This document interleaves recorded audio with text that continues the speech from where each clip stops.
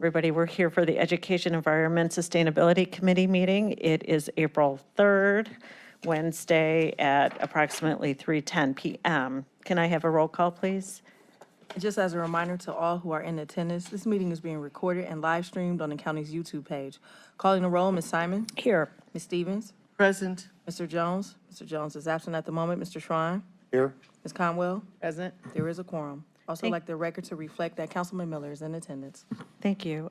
Do we have any public comment? No, Madam Chair, no one is signed in. We have minutes from March 6, 2024. Can I have a motion, please, to approve these minutes? So move. All in favor? Aye. Minutes adopted. None opposed. We have one matter referred to committee today. Can I have that read for the record? Resolution number 2024-0105, awarding a total sum not to exceed $25,000 to the Cleveland Leadership Center for the purpose of funding the Cleveland Leadership Center's Look Up to Cleveland High School program from the District 8 ARPA Community Grant Fund. We do have somebody here to speak on behalf of this resolution. Would you like to come to the podium? Marion, hi. Good afternoon. I'm Marianne Crosley. I'm the president and CEO of Cleveland Leadership Center, and thank you for inviting me to come and share a little bit about this request. If you do not know about our organization, I want to give you a quick thumbnail sketch so that you can understand what we do, particularly with our next generation of leaders. So we run a suite of programs. As one of my board members loves to say, we serve those from high school to hip replacement, and we serve high school students, college students, young professionals, mid-career leaders, senior level positional leaders, and retirees. What I'm coming before you today is to seek funding for our high school suite of programs that runs under the banner of Look Up to Cleveland. I think we can all agree that equipping our next generation to be leaders, to understand the civic ecosystem and their responsibility to contribute to civic vibrancy and to commit to making their lives here in Cuyahoga County is of the utmost importance to our future. Our Look Up to Cleveland suite of programs began in 1987 with Look Up to Cleveland, which serves high school juniors throughout Cuyahoga County. 55 juniors are invited to participate. They're nominated by their schools, and they spend their school year with us, roughly one day a month, and they learn how to be leaders. They learn about the civic ecosystem. They learn about the economy in our region and economic development. They learn about neighborhoods. They learn about arts and culture. They work on teams to reimagine one of our neighborhoods, and they do a presentation to the Director of City Planning outlining that. They forge relationships, breaking down barriers of culture and race and demographics, geography, and these are relationships which last a lifetime, but more importantly, inform them how to work across differences for the balance of their lives. Since that program was founded, it became apparent that there was a need to serve and expand so that we're addressing the needs of other high school students. We have a Summer Look Up to Cleveland program, which is essentially a school year program condensed in a week. We have Summer Reach Out, which sends students into the community to work in nonprofits and understand why they are essential. We have a Dare to Lead program, which we run twice a year in schools, which is essentially anti-bullying, understanding differences, and a Career Compass program, which was suspended with the pandemic. From 2015 until 2020, we went into 16 schools with individuals speaking about their careers from 161 different organizations. All told, we reached over 10,000 high school students through this outreach. Our curriculum is built on 4 pillars: civic understanding, relationship building, collaborative leadership, and civic readiness. We evaluate every program after each session to understand if we are making an impact on the students. And then we do, at the end of each program, what we call a retrospective pretest. So we're looking at, did we make an impact across the entire span of the program? And the answer to that is most definitely yes. They appreciate their responsibility to give back to our community. They understand how to work collaboratively to achieve goals and how to think strategically in making an impact. The reason we're coming before you for funding, which we have never done before, is that since the pandemic, our operational dollars have been cut because funders have prioritized other organizations higher than the work that we're doing. Tremendous need during the pandemic, and I think the investment was made in meeting direct human service needs and less investment in leadership. While we charge tuition for most of our programs, 40% of our overall budget comes from tuition, and the rest is from corporations, from philanthropy, from special events that we do, from customized programs that we design and deliver. To date, we have not charged for our Look Up to Cleveland program because we wanted to ensure that it was accessible to all, that cost was not a barrier to any student to participate.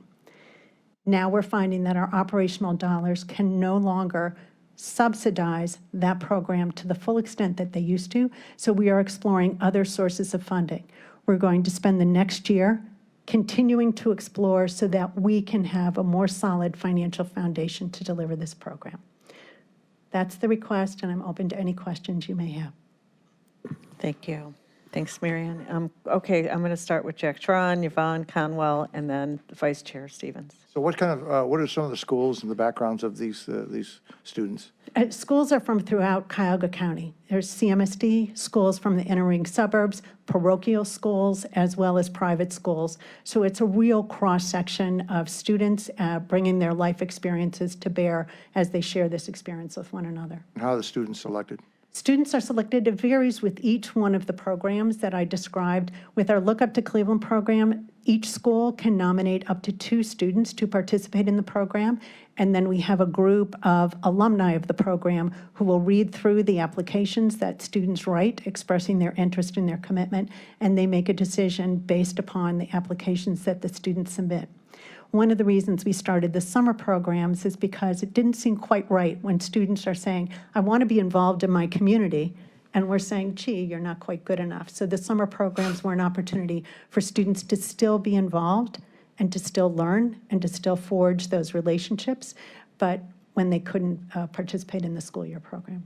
If we were to ask some of the alumni that were on that review panel, what would they say about the program, and did they end up becoming leaders within our community? Yes. So probably the most prominent leader in our community who is an alum of Look Up to Cleveland is Mayor Justin Bibb.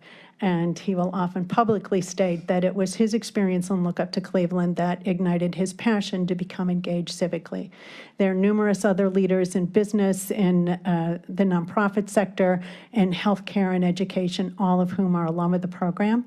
Most of them do stay involved in some way, coming in and mentoring students and guiding them as they do their neighborhood exploration, supporting the program through small donations, and finding other ways to continue to stay involved, whether it be on an advisory committee or on the selection committee. Thank you, Madam Chairwoman. Councilwoman Conwell. Thank you. My colleague asked many of the questions. You're fine. Do you have a list of the professionals that are currently out here today that are in leadership roles? I do have a list, and I can provide that to you. Janine, yes. And then I missed the 4 pillars. I got all the 3 C's, but I missed the other one. Relationship building, Thank you. yes. Little known fact category. I was on the board of the League of Women Voters and was the youngest member of the board at the time. And we joint ventured to create Look Up to Cleveland program. And the first 2 years, I was one of the people who got to sleep in the cabins with the kids out at Camp Forbes as we started the program. So, I'm completely committed to supporting this, because how often do you see a program you helped start get to, almost 40 years? Yes, yes. You were 10. You were very young, I very, was very young. 12. I was 12, but I was older than the kids in the program. They were 6. So it's wonderful to see that this program continues to exist, thrive, and engage more young people to think about falling in love with the community where they were raised, so that at some time in the future, they can think about coming home and sharing the knowledge that they built in other places. This was also when Leadership Cleveland was completely separate from Look Up to Cleveland and Bridge Builders and the senior program. So it's great to see it all consolidated in one place. And when both Jack and the committee chair talked to me about being supportive, I was like, duh, do we have the money? It wasn't a question. These are the kinds of programs that we always need to be able to find the spare change of a group like ours to make sure that the future is something that is thoughtful for those that several generations behind us. It's not just the next. Thanks to my two colleagues for reminding me of my roots and asking me to support and sponsor this. So I will say, Councilwoman Stevens, we are always looking for people to spend the night in those cabins.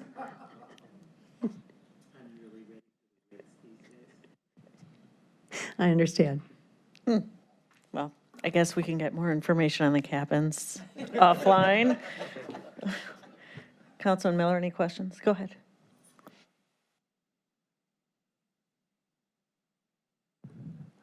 So my question is about what the $25,000 is going to be used for. Is it going to be used for direct services to fill gaps in funding as a bridge to the next funding piece, or is it going to be in development activities directly, or what's the money going to be used for? Sure. I understand that this is one-year funding, and it will be used to support the delivery of each of the programs that I identified and ensuring that we can meet the needs for facilitators, for venues, we do feed the students when they're with us, for food and for staffing, so that we can make sure that we're delivering a high-quality program that's going to have the impact that we want on the students. So it's all going into the program. And what's your annual budget? Our annual budget is about $2.1 million. Okay, thank you. Councilwoman? Yes, through the chair, what source of, does the funding, your 2.1 come from?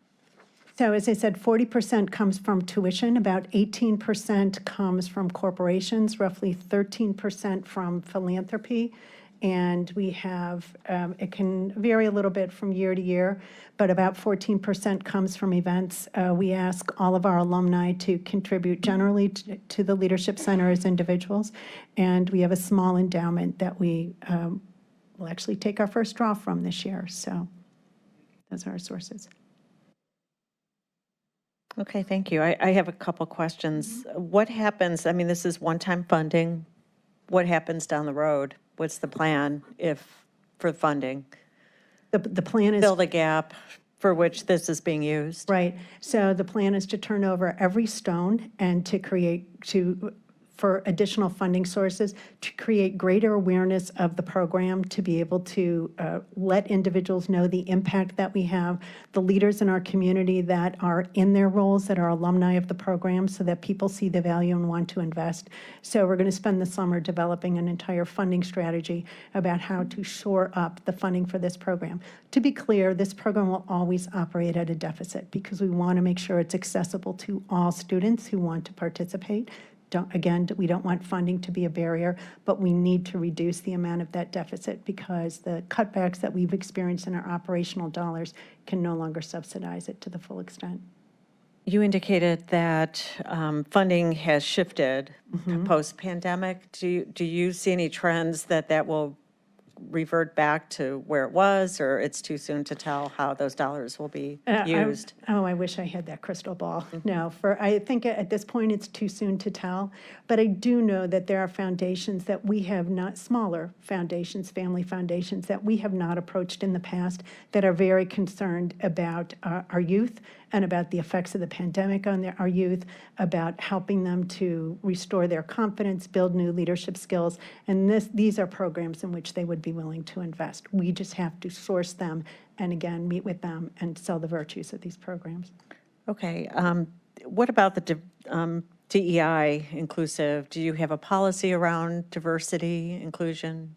equity, or is it just who comes through the individual schools by recommendations? So, well, who comes through the schools through recommendation, but we do encourage the schools to be very mindful of who they are nominating for that school year program. For the other programs, we do a tremendous amount of outreach to CMSD schools, to our schools from the inner ring suburbs, to schools where we know there's a richly diverse population, to ensure that those students are represented in the program. Look Up to Cleveland is our most diverse program. Every year, we have between 60 to 65% students of color in this program. Okay, thank you for that. Councilman Miller? I have one more question, and it's whether the 2.1 million annual budget number that you cited, is that for Leadership Cleveland Center overall or just for the Look Up to Cleveland program? I wish it was just for Look Up to Cleveland. I'd be in heaven. No, that's for the entire Leadership Center. We have 14 people on staff. We run the 8 core programs that I mentioned, as well as ancillary programs to ensure that we're always in the process of building civic leaders.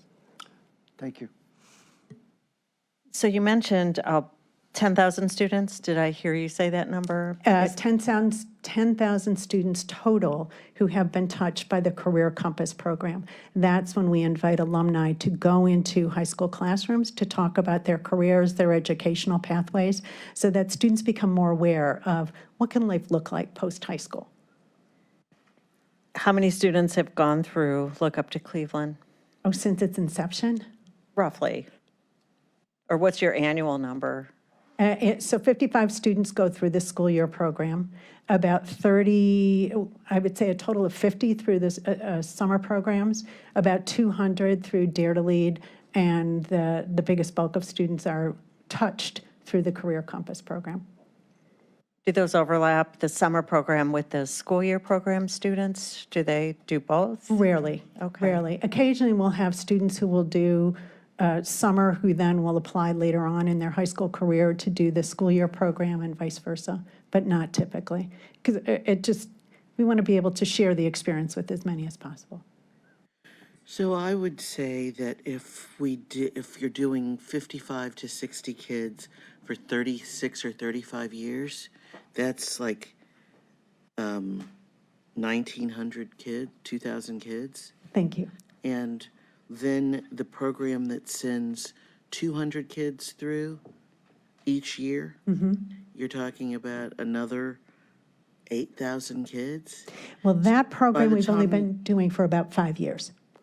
So you're looking at 5,000 to 6,000 young people who've been through this kind of program. Does that sound right? Thank you for your math. Just, I'm a little biased here. I did announce that out front.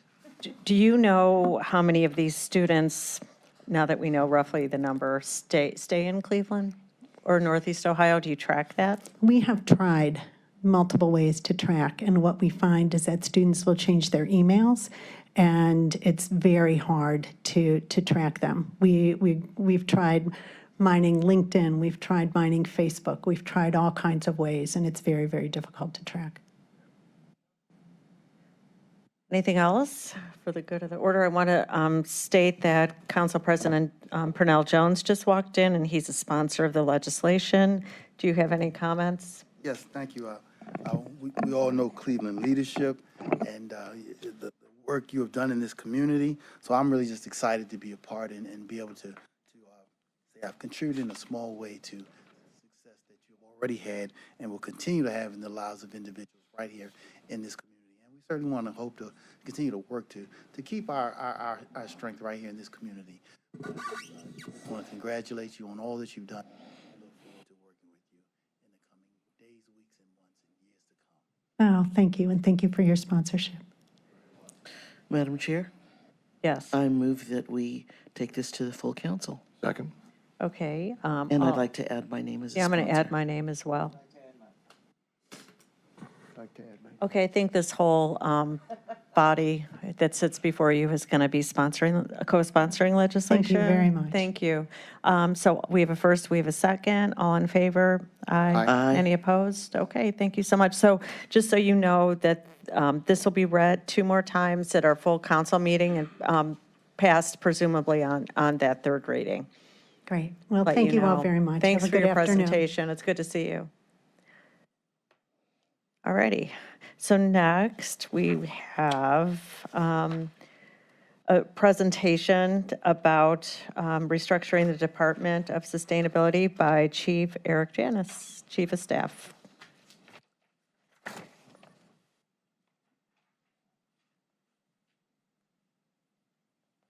Good afternoon, everybody. Thank you for allowing me to be before you today. I think this is my first time before this committee. My name is Eric Janis, and I am Chief of Staff to the County Executive. I only hope that I'm as good at my math as your last presenter was. So. I'm here before you today because I had been asked to talk a little bit about how we are reorganizing our work within the executive branch related to the Department of Sustainability. I'm excited to talk about how Director Foley and Assistant Director Katz have done such a great job in the work that they've done up to this point, and certainly with specifically the work they've done with Cuyahoga Green Energy. So going forward, we are going to focus on Mike and Val doing that work under the rubric of the Department of Public Works, focused specifically on the utility. And then in addition to that, we are hiring a Deputy Chief of Staff for Climate and Sustainability. As I prepared for this conversation today, I saw the work that you as a council had done in creating the department back in 2014 and 2016. Thank you for that.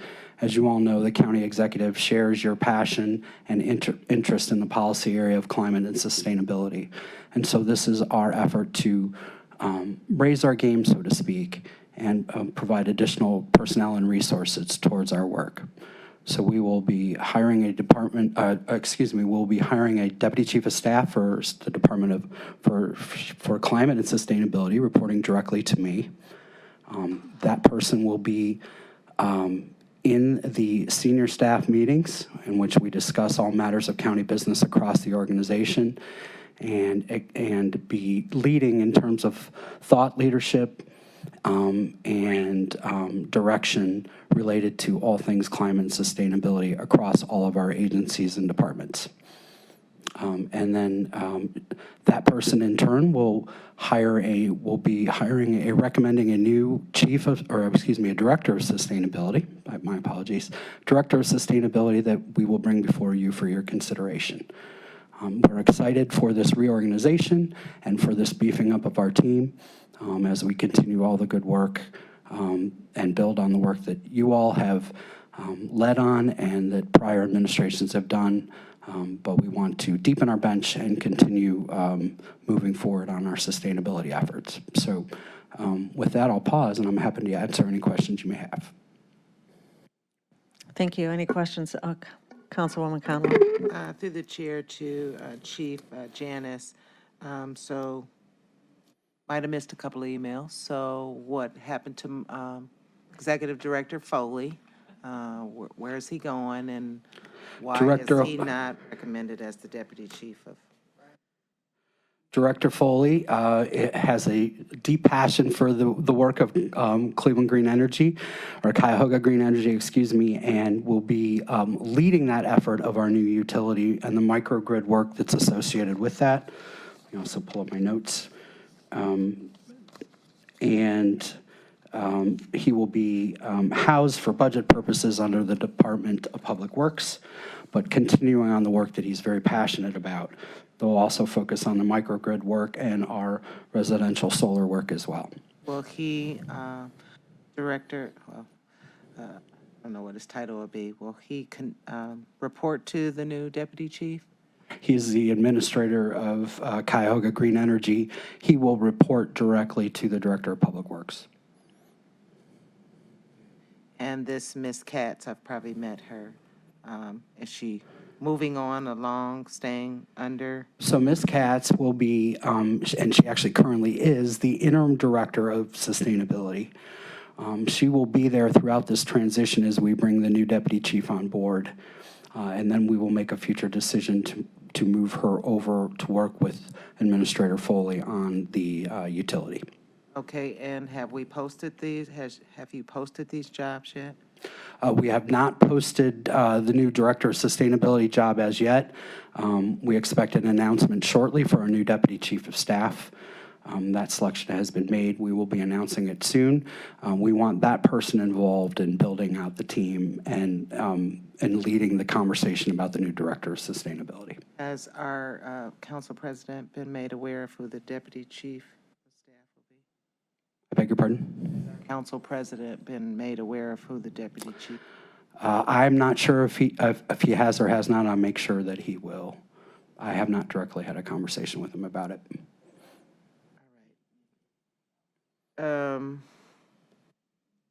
That's it for me for now. Okay.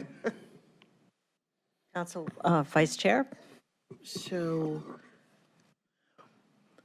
a deputy chief of staff for sustainability will bring what kinds of skill sets and knowledge to us that we've never had before? We'll have Madam Chair, to the council member, that person will bring skill sets related to knowledge and expertise, subject matter expertise as it relates to both climate and sustainability rules and regulations, understanding of policies and programs, connections within the community in the environmental and sustainability space, and have the knowledge to work across agencies, the knowledge and skill set to work across agencies to lead the executive's agenda as it relates to climate and sustainability. So do we have goals that we think this party will buy into, to be non-gender specific about the hire? Thank you. To the Madam Chair, to the council member, I'm looking forward to this person starting and to working together with the new deputy chief to set those very goals. So when you designed this position, what kinds of things did you think would be objectives or outcomes? I'm trying to wrap my head around it since I'm hearing it for the first time. And when we design job descriptions, we often say, here are areas of responsibility and the best candidate would be capable of doing X or Y or Z. Yep. What are some examples of what you hope? Madam Chair, to the council member, my expectation is that this person will have the skill sets to lead on the next iteration of the county's sustainability strategic plan, to be a thought leader in the policy area of climate and sustainability. Obviously, as I mentioned earlier, to be able to be a thought leader throughout the entire community in those policy areas, to be able to represent the executive specifically on these policy matters related to climate and sustainability, and to supervise the department and build it out as we continue our work over the next couple of years. Okay, I'm still trying to find some little thing for those of us who are pedestrian in the sustainability world.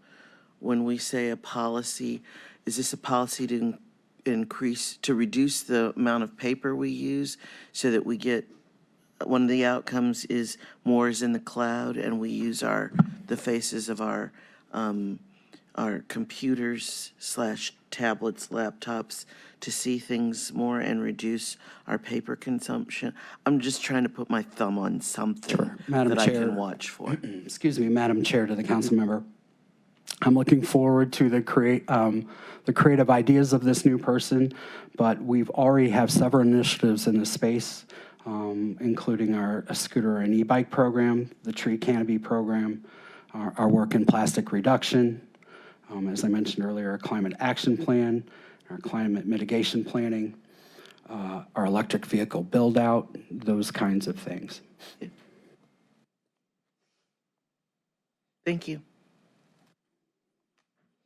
That was it. That's what I wanted to see, programs that I could watch for. Sure. Okay. I have some questions and people can, committee members and colleague can follow up about the posting of the job. Is that, you said that has been posted or will be posted?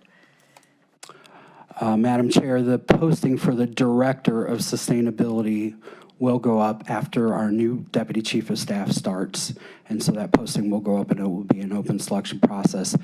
That particular position is subject to council approval, so we'll be bringing before you recommendations. So was the deputy chief position posted? The Deputy Chief position was posted and has already been selected. Okay. And will start later this month. And so we would want to see the posting criteria for both the deputy and the director, if you could provide that to Joe Nani. Will do. Did you have questions, Councilman Sharon, yet, or should I continue? So I just want some clarification on the difference between a deputy chief of staff and the director that we've traditionally had in this role. Why two positions, and how do those differentiate to move forward? Madam Chair, when we have deputy chiefs of staff, I currently have 3 that report to me. This will be the 4th. People in those positions have the most senior of leadership roles within the administration, within the executive office. And the discussions that we have on policy and programs, legislation, and the like cuts across the entire organization. So we have, in a sense, elevated the importance of this position by pushing this position to a deputy chief of staff position, setting the expectation that this person will work across the organization and outside of the organization to achieve our policy goals. The director of sustainability, like we expect with other directors of other agencies, will be charged with managing staff and executing on our policies and programs. Is there any reason why the deputy chief and the director can't be doing those 2 roles? I would expect a director would have the ability to have vision across the county as well as outside the county. Why are we having 2 positions instead of 1? Again, Madam Chair, I think the idea here is to split up between the thought leadership and the working across the organization and outside the organization with the actual execution of programs and policies and management of the department as we build it out. How much is the what is going to be the salary of this deputy? The salary is, Madam Chair, in the range of $150,000, will be paid for by a grant from the Gunn and the Cleveland Foundations. We have secured a grant in the amount of $300,000 over the next 2 years, and that's how we will pay for this position. Okay. So after the 2 years of funding, then you're going to come back to the executive will come back to council requesting that this be fulfilled. Madam Chair, our hope is that the work is successful enough that it validates the request for additional funding after the biennium. Let me ask you about this reporting. So this will be the 4th deputy to report to you. Mm-hmm. And how many people will this deputy oversee? Right now, in that department, we have what we presume a director, and there's an employee that I hope stays. So that's 2. Is there an anticipation that this deputy would have more than 2 reporting to him or her? Madam Chair, I believe the budget built out for 3 positions, and so my expectation is that we will be with 3 positions, and my hope is that we can build out a plan justified by the work to be done to add additional positions in the future, subject to available dollars. So it's total 3, director, existing plastic reduction specialist, and a 3rd, or is it 3 plus 2? I believe, Madam Chair, it's director, assistant director, the administrator, the position that where we're keeping the person in.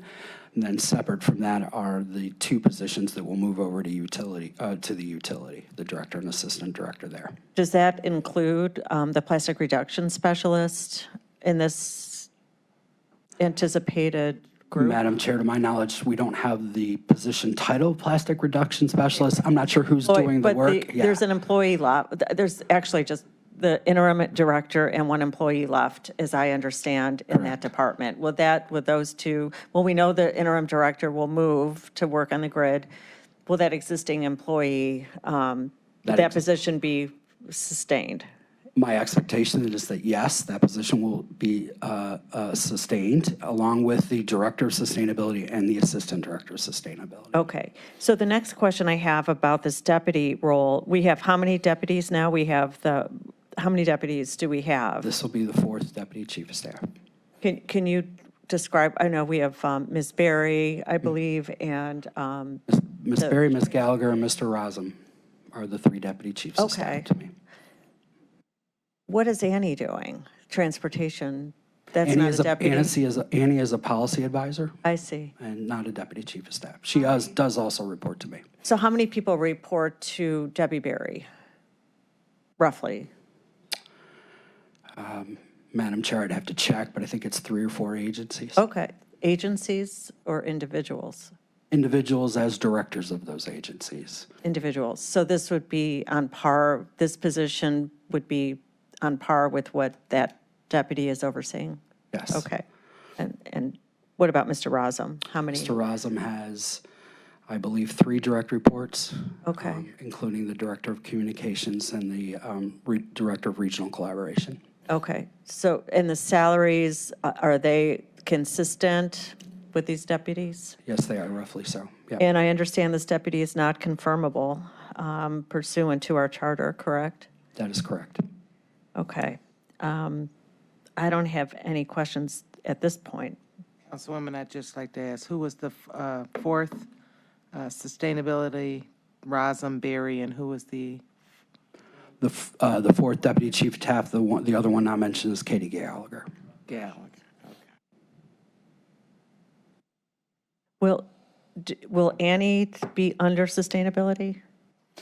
Currently, Annie reports to me. We will evaluate that. She works closely with Debbie and her cluster, but she reports directly to me. I don't anticipate that necessarily changing. Was there a design and a plan to have these thought leaders be hired to circumvent the confirmation process this council specifically put in, or the voters did in the charter? Madam Chair, I would say absolutely not. As Chief of Staff and running an organization of 4,700 people, I have to have my deputies that I trust and can do the work. As I mentioned in my earlier remarks, we are still intending to keep the Director of Sustainability. That confirmable position will be doing the work. I want input from my new Deputy Chief of Staff and recommendations on who that might be. We will bring that before council. Would you mind, as also when you give us the postings requirements, give us an updated org chart to what's happening with this department as well as these other deputies? I'll be happy to do so. And you can give that to our Chief of Staff. Sure. Initiatives. So what do you anticipate? We went through a budget process without any recommendation for funding for initiatives. And then for a minute, we had a request coming out of our bi-weekly budget process for, I think, $1 million for Lake Institute or Lake Freshwater Institute. Is that still floating around as a potential initiative? Madam Chair, as you know, I started in the middle of all this process, so I'm learning as I go. But my understanding of the Freshwater Institute, there was a request submitted to council. We subsequently withdrew it. We knew we needed to do a little more work.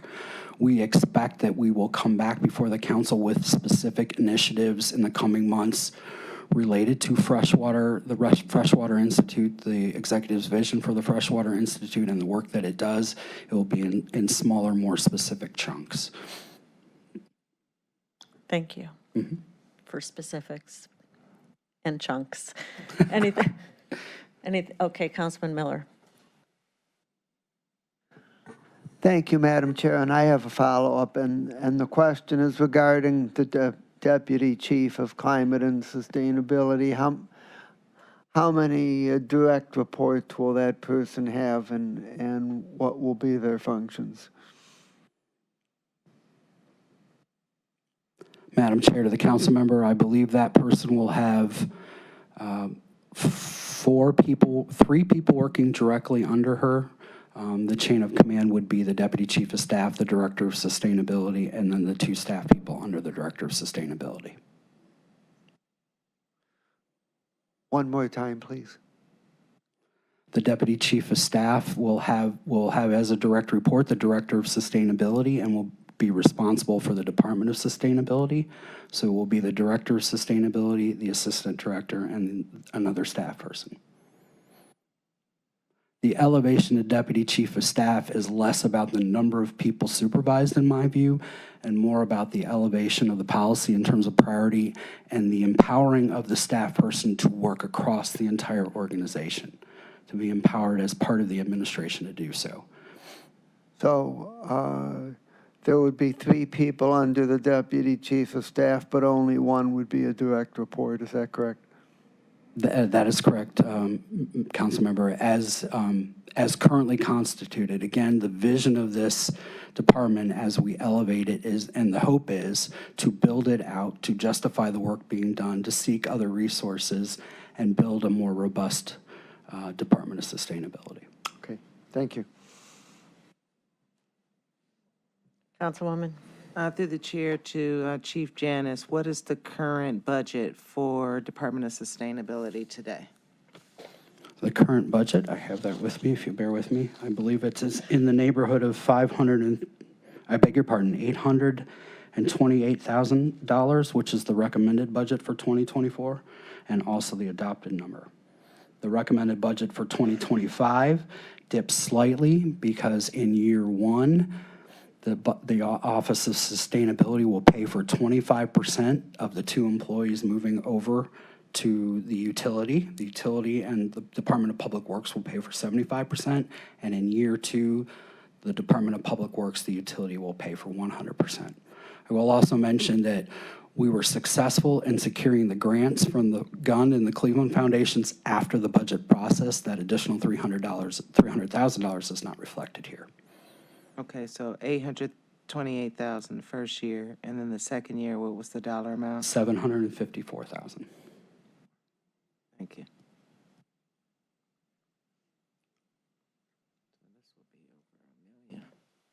Are there any stipulations from the foundations about giving the grants and an expectation that the deputy will be retained down the road? Is there any understanding of how what of their expectation? Madam Chair, my understanding is that the funding was provided in order to support the work that the executive has prioritized. We fully expect to come back and ask you for more. I don't know for certain if that was in the grant agreement. I'd have to check and I can get back to you on it. Can you provide that grant agreement to our chief of staff? I will. If we can. Sure. Okay. Councilman Miller.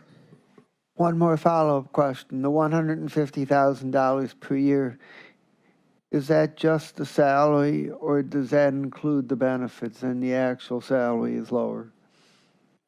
Madam Chair, to the council member, it includes salary and benefits. This person will not be starting until 4 months into the year, so the $300,000 allocation should last through the rest of the biennium for salary and benefits. Okay, thank you.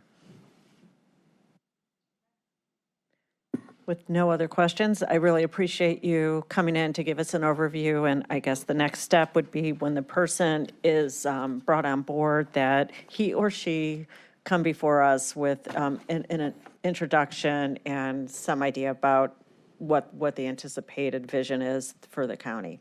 Thank you, Madam Chair. We will make sure that happens and look forward to working with you on the work. Thank you so much, Chief Janice. Thank you. Okay.